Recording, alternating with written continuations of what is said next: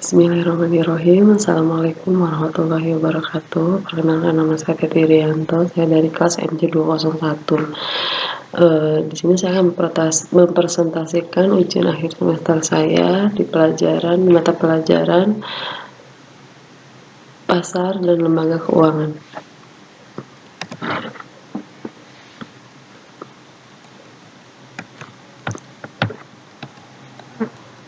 Yang pertama, saya akan menjelaskan secara singkat bagaimana kondisi pasar modal di Indonesia berdasarkan infografis. Nah, kondisi pasar modal pada tahun 2022 dapat dilihat dari pencapaian sebagai berikut. Yang pertama adalah IHSG atau Indeks Harga Saham Gabungan.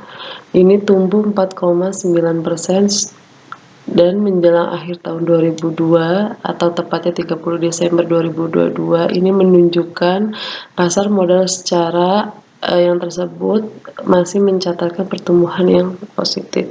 Yang kedua yaitu penghimpunan data.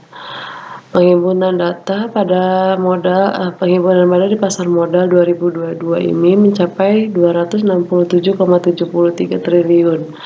Ini disebabkan pasar modal telah kedatangan 71 emiten baru yang menjadi rekor tertinggi jumlah emiten baru. Yang ketiga yaitu NAB Reksadana. Terjadi penurunan dana kelola reksadana yang bisa dijual kepada publik pada 2022. Nah, tentang asuransi yang dengan investasi. Yang kedua, saya akan menjelaskan secara keseluruhan bagaimana kondisi perbankan di Indonesia berdasarkan infografis sesuai dengan tabel berikut. Yang pertama adalah kredit perbankan. Kredit perbankan ini pada bulan September 2022 sampai November 2022 mengalami kenaikan sebesar 11,16%. Pertumbuhan ini dipicu oleh jenis kredit modal kerja yang mampu tumbuh 11,27%. Angka tersebut menunjukkan kredit perbankan telah pulih dari dampak pandemi. Karena pertumbuhan kredit perbankan nasional juga disertai dengan perbaikannya kualitas aset seiring turunnya resiko kredit yang didukung oleh likuiditas dan permodalan kuat. Yang kedua adalah dana pihak ketiga atau DPK. Ini dihimpun perbankan sebesar 7,974 triliun pada November 2022. Hal ini disebabkan karena tabungan dan deposito pertumbuhan tabungan pada sektor korporasi, sedangkan deposito mengalami penurunan dengan perkembangan suku bunga simpanan perjanjian. Yang C yaitu penjelasan tentang keseluruhan bagaimana kondisi non keuangan di Indonesia berdasarkan infografis. Pada tahun 2022, kondisi perekonomian Indonesia menunjukkan kondisi yang semakin membaik. Adapun faktor-faktor yang menjadi indikator, yang pertama yaitu pendapatan premi, yang kedua piutang pembiayaan, yang ketiga aset dana pensiun, yang keempat antara fintech P2P lending. Penjelasannya dari pendapat premi ini yaitu mengalami peningkatan yang cukup signifikan karena terdapat 7 lini usaha yang terkontribusi terhadap pendapatan premi, diantaranya kredit properti, kendaraan bermotor, kesehatan, kargo laut, asuransi, aneka, dan liability.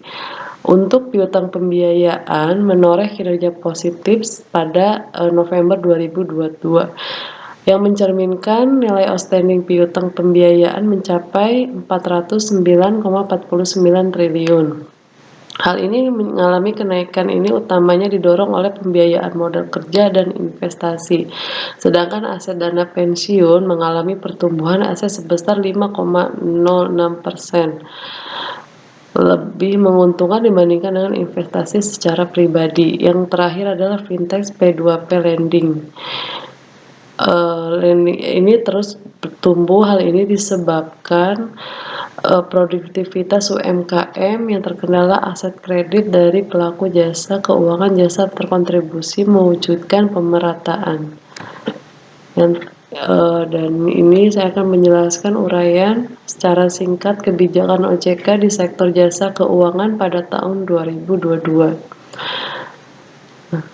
OJK ini mencanangkan 8 kebijakan prioritas sektor jasa keuangan pada tahun 2022. Di antaranya, 1. Mitigasi peningkatan risiko eksternal terhadap stabilitas. Yang kedua, kebijakan mendukung pemulihan perekonomian nasional. Yang ketiga, penguatan infrastruktur sektor jasa keuangan. Yang keempat, penguatan pengawasan serta integritas. Yang kelima, peningkatan interaksi dan inklusi keuangan serta penguatan perlindungan konsumen. Yang keenam, upaya enforcement atau penegakan hukum. Yang ketujuh, peningkatan government di sektor keuangan. Dan yang terakhir, dukungan terhadap inovasi keuangan digital.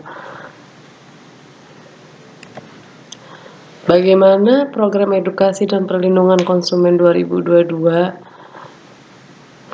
Perlindungan terhadap konsumen ada dua, yaitu bersifat preventif dan kuratif, di mana dalam melakukan perlindungan tersebut OJK melakukan pengawasan market conduct kepada lembaga jasa keuangan.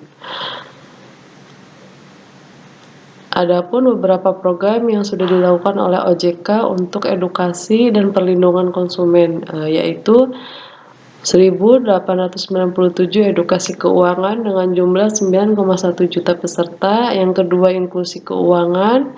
Yang ketiga yaitu 482 tim percepatan akses keuangan daerah. Yang ketiga 14 7,4 pengaduan. Dan yang terakhir adalah 17,960 iklan sektor di bidang jasa. Bagaimana kebijakan OJK di sektor jasa keuangan tahun 2002? Berikut opininya. Pada kebijakan strategis di tahun 2022, momentum pemulihan ekonomi Indonesia dengan terus mengoptimalkan manfaat sektor jasa keuangan bagi masyarakat. Kedelapan kebijakan tersebut sudah sangat tepat dibuat oleh OJK, terutama terkait inovasi keuangan digital. Dengan cara terus melakukan percepatan transformasi ekonomi digital, sektor jasa keuangan melalui peningkatan kapasitas internal dan eksternal mempercepat penerapan supervisor teknologi dan regulator teknologi serta melakukan kajian mengenai kehadiran perusahaan big tech di sektor keuangan agar tidak mengganggu stabilitas sistem keuangan. Selain itu, inklusi keuangan bagi masyarakat yang belum bankable dan pelaku UMKM serta perlindungan konsumen juga menjadi hal yang sangat penting untuk dikembangkan. Saya berharap agar seluruh unit kerja di OJK dapat berfokus kepada arah kebijakan strategis terhadap dan dapat dijabarkan dalam program kerja yang lebih rinci, serta dievaluasi pencapaiannya sehingga masyarakat dapat mendapatkan perlindungan pelayanan yang baik juga dari sektor jasa keuangan. Sekian presentasi dari saya. Assalamualaikum warahmatullahi wabarakatuh.